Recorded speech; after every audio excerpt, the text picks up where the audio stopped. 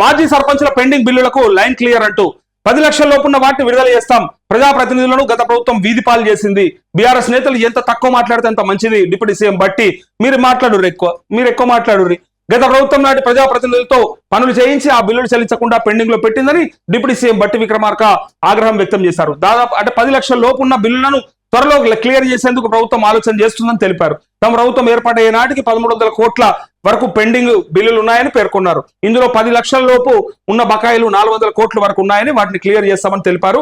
ప్రజాప్రతినిధులను గత ప్రభుత్వం వీధిపాలు చేసిందని విమర్శించారు. బీఆర్ఎస్ నేతలు ఎంత తక్కువ మాట్లాడితే అంత వారికి అంత మంచిదని హితవు పలికారంటూ ఇది నేను కరెక్ట్ గా ఒక 4 రోజుల కింద నేను కూడా చెప్పిన.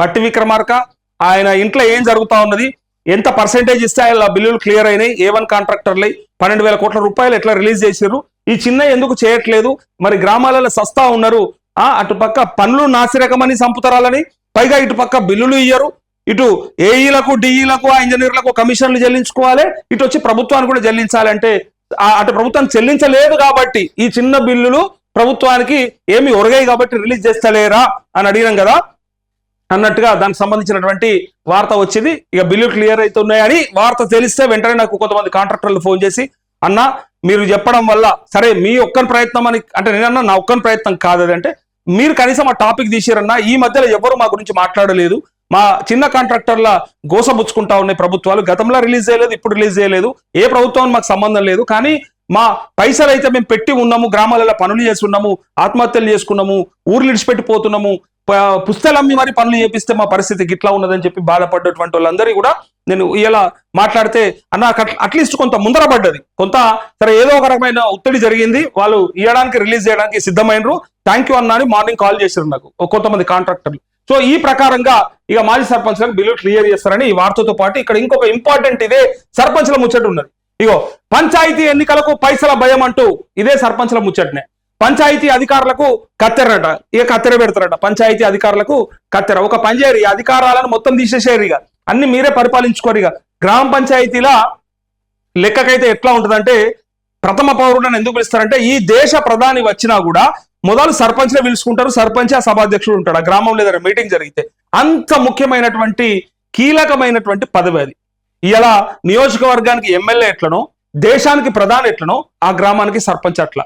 అంత ఇంపార్టెన్స్ ఉండేటువంటి సర్పంచ్ పదవిని ఎందుకు మనకి రాకుండా చేసేసిన ప్రభుత్వాలు. నిజంగా చెప్తా ఉన్నాను నేను, ఏ ప్రభుత్వం అయినా అంతే, గతంలో అయినంతే ఇప్పుడైనా అంతే, వాళ్ళకు చిత్తశుద్ధి లేదు.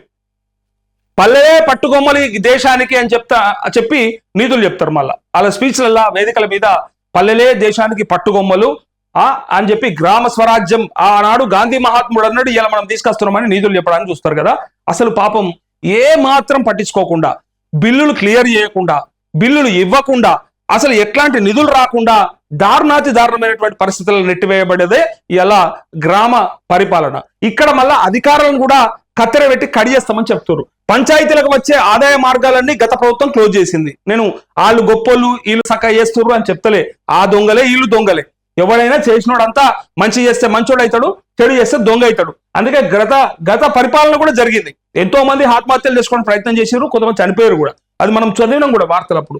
సో గ్రామాల్లోని గ్రానైట్ ఇసుక క్వారీల క్రషర్ల ద్వారా గతంలో పంచాయతీలకు వచ్చిన 20% సినరేజీ నిధులను ఆపేసింది. రిజిస్ట్రేషన్ల శాఖ నుంచి పంచాయతీలకు వచ్చే ట్రాన్స్పోర్ట్ డ్యూటీని ఎత్తివేస్తూ జీవో జారీ చేసింది.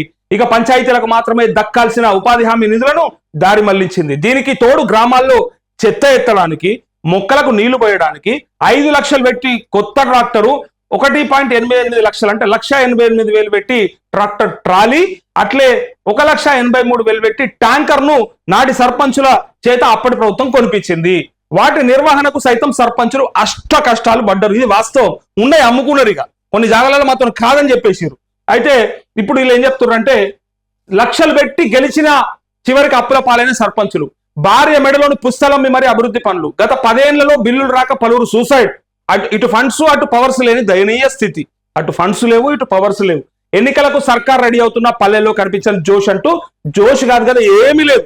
ఫస్ట్ ప్రభుత్వం మీద ఉన్నటువంటి వ్యతిరేకత సంవత్సరంలో, దీంతో పాటు మీరు ఏమి ఇయ్యరనేది అందరికి అర్థమైపోయింది. మీరు ఇయ్యనప్పుడు వాళ్ళు కనుక లక్షలు పెట్టి సర్పంచ్లకు గెలిస్తే భవిష్యత్తులో ఏం చేయాలో తెలియదు వాళ్ళకి. ఇక్కడ చూడండి, ఇక ఇది ఒక్కడే చాలు, ఒక ఆయన ఉదాహరణ చాలు. ఇక్కడ ప్రచారానికి కూడా పైసలు లేవు, గత ఎన్నికల్లో ప్రజాసేవ చేయాలనే ఉత్సాహంతో పోటీ చేసి సర్పంచ్ గా గెలుపొందా. సర్కారు చెప్పిందని సొంత డబ్బులతో అభివృద్ధి పనులు చేసిన. కరోనా టైంలో ప్రాణాలు కూడా లెక్క చేయకుండా పనిచేసా. చేసిన పనులకు సంబంధించి నాకు ప్రభుత్వం నుంచి ఇంకా 60 లక్షలు రావాలి. చాలా మంది సర్పంచులు ఆస్తులమ్మి భార్య పుస్తలు తాకట్టు పెట్టి మరి పనులు చేశారు. బిల్లులు రాక కొందరు సూసైడ్ చేసుకున్నారు. మళ్ళా ఎన్నికలంటేనే వణుకుపుడుతుంది. ప్రచారానికి కూడా మా దగ్గర పైసలు లేవు, మేమే కాదు ఎవ్వరు కూడా పోటీకి ఇంట్రెస్ట్ చూపడం లేదంటూ మందడపు అశోక్ కుమార్ మాజీ సర్పంచ్, అడవి మల్లెల గ్రామం, పెనుబల్లి మండలం, ఖమ్మం జిల్లా డైరెక్ట్ గా ఉన్నట్టుగా కుండలు బద్దలు కొట్టినట్టుగా చెప్పిండి. ఒక్క కుండ కాదు, అన్ని కుండల వల్ల కొట్టిండు, అందరు కుండల వల్ల కొట్టిండు. మొత్తం సర్పంచ్ల అందరి పరిస్థితికి ఇది. ఇక రాసి పెట్టుకోర్రి, ఈసారి సర్పంచ్ గా పోటీ చేయడానికే గత హయాంలో అంటే గత ప్రభుత్వంలో గత పీరియడ్ లో సర్పంచులు 50 లక్షల రూపాయలకు తక్కువ ఖర్చు పెట్టకుండా గ్రామాలలో గెలవలేదు. మినిమం 50 లక్షలు ఖర్చు పెట్టారు. ఎక్కడైనా కూడా ఏ చిన్న పంచాయతీలైనా 20 లక్షల లోపల ఏ ఎన్నిక జరగలేదు. ఇంకా అందరూ పెట్టినటువంటి ఖర్చు లెక్కేస్తే కోట్లలో ఉంటది. నేను చెప్పేది ఇండివిజువల్ గా ఒక క్యాండిడేట్ సంగతి చెప్తా ఉన్నా. అన్ని ఖర్చు పెట్టి వాళ్ళు గెలిస్తే ఏం చేసిర్రయ్యా, ఏం ఉద్ధరిచ్చిర్రయ్యా అంటే ఏం చేయలేకపోయినరు. ఆ బిల్లులు కూడా రాకపోతే, చేసిన పనులకి కొన్న ట్రాక్టర్లకు ట్రాలీలకు పైసలు రాకపోతే, ట్యాంకర్లకు, చివరికి భార్య మెడలోని పుస్తకాలమ్మి కూడా ఏం చేయాలో తెలియక లాస్ట్కు ఆత్మహత్యలు చేసుకున్న వాళ్ళని మనం ఒక 10 మందిని చూసుంటాం. గతంలో 10 మందిని గురించి అలా వార్తలు చెప్పుంటాం. రాధా, తిరుపతి, నాకు కొన్ని పేర్లు కూడా గుర్తున్నాయి. వాళ్ళంతా కూడా గతంలో ఆత్మహత్య ప్రయత్నం చేసినోళ్ళే. అట్లే కలెక్టరేట్ ఎక్కి పెట్రోల్ పోసుకున్నోళ్ళే. రకరకాల ఇష్యూస్ చూసినాం కదా. సో ఈ సర్పంచులకు ఇప్పుడు 2 రకాల భయం పట్టుకుంది. ఒకటి, చేసిన పనులకు పైసలు రావు, ఒకటి రాలేదు. లక్షలాది రూపాయలు ఖర్చు పెట్టి గెలిస్తే మేము చేసేదేమున్నది. ఒకవేళ మేము గెలిచినా కాంగ్రెస్ లో కలవాలి, ఇండిపెండెంట్ గా నిలబెడతారు కాబట్టి, లేదా పార్టీ బలపరిచిన అభ్యర్థి అయినా కాంగ్రెస్ తో ఉండాలి, ఎందుకంటే ప్రభుత్వంలో ఉన్నది కాబట్టి. కానీ ఇక్కడ రుణమాఫీ కాని రైతులు, రైతు బంధు రాని రైతులు చేస్తారా లేదా గ్యారంటీ లేదు. ఫస్ట్ అది వ్యతిరేకత. దాని తర్వాత ఒకవేళ గెలిస్తే ఏదో అంటారు కదా, అడ్డిమార్ గుడి దెబ్బలు నువ్వు గెలిస్తే కూడా, బయట పడితే కూడా ప్రభుత్వం ఏమీ చెయ్యలేదు, చెయ్యరాదు, వాళ్ళ వల్ల కాదు, వాళ్ళ చేత కాదు అనేది క్లారిటీ వచ్చింది. ఎందుకంటే మొన్న అసెంబ్లీలో చెప్పారు, గత ప్రభుత్వ తప్పుల వల్లనే మేమేం చేయలేకపోతున్నాం అని చెప్పి డైరెక్ట్ గా ఒప్పేసుకున్నారు. అందుకోసమే 6 గ్యారెంటీలు ముందర పడతలేవని చెప్పారు. అదే జరిగే పరిస్థితి ప్రమాదం ఉంటే భవిష్యత్తులో వాళ్ళకి గ్రామంలో ఎట్లాంటి అధికారాలు ఉండయి, ఇటు ఫండ్స్ లేవు, అటు పవరు ఉండదు. పైగా ప్రభుత్వం అన్న చక్కగా ఉన్నదా, దాని ద్వారానన్నా మనం కొంచెం బయట పడతాము అనుకుంటే వాళ్ళకి గ్యారంటీ లేదు. ఈ మిగతా అన్ని అమలు చేయరు కాబట్టి ఇంకా గెలిచినా కూడా ఉత్తదే అనే క్లారిటీకి వచ్చినాకనే సర్పంచులు మేము చేయలేమనే దాన్ని ఇక్కడ క్లారిటీగా రాసిరు. ఇది వెలుగు పత్రికలో రాసిరు డైరెక్ట్ గా. అది ఎందుకు రాసిరు అంటే గత ప్రభుత్వం చేసిన తప్పిదమని చెప్పడానికి వాళ్ళు రాసిరు. అయితే ఇక్కడ దారి మళ్లింపు అయిందట. 4182 కోట్లు దారి మళ్లింపు. గత ప్రభుత్వం 10 ఏళ్లలో స్థానిక సంస్థలకు 10,170 కోట్ల స్టేట్ ఫైనాన్స్ కమిషన్ నిధులు కేటాయించిందట.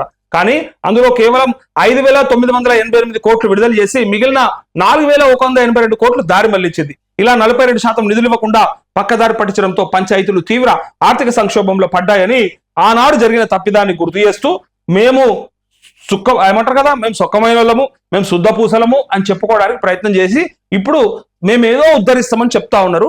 ఎంత ఉద్ధరిస్తారో మనం చూస్తాం.